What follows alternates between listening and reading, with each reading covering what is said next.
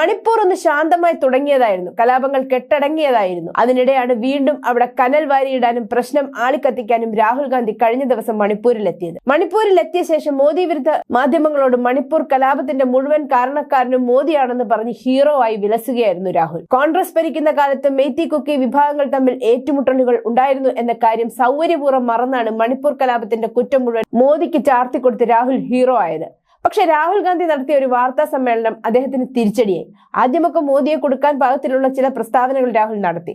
മണിപ്പൂർ ഒരു സുന്ദര സംസ്ഥാനമായിരുന്നെന്നും 2023 ലഹളയ്ക്ക് ശേഷം യാതന അനുഭവിക്കുകയാണ് രാഹുൽ ഗാന്ധി വാർത്താ സമ്മേളനത്തിൽ പറഞ്ഞു. പ്രധാനമന്ത്രിയെ പ്രതിരോധത്തിലാക്കുക എന്ന ദുഷ്ടലാക്കോടെ മണിപ്പൂർ സന്ദർശിക്കണമെന്ന് പ്രധാനമന്ത്രിയോട് രാഹുൽ ആവശ്യപ്പെടുകയും ചെയ്തു. പക്ഷെ അതിനിടയിലാണ് ഒരു മാധ്യമപ്രവർത്തകൻ ചോദ്യവുമായി എഴുന്നേറ്റത്. ആ മാധ്യമപ്രവർത്തകന്റെ ചോദ്യം ഉത്തരം പറയാൻ ബുദ്ധിമുട്ടുള്ള ഒന്നായിരുന്നു. ഈ ചോദ്യത്തിന് ഇതിന് മറുപടി പറയുക എളുപ്പമല്ലെന്ന് രാഹുൽ ഗാന്ധിക്ക് മനസ്സിലായി. ഉടനെ രാഹുൽ അല്പം അമർഷത്തോടെ എഴുന്നേറ്റു.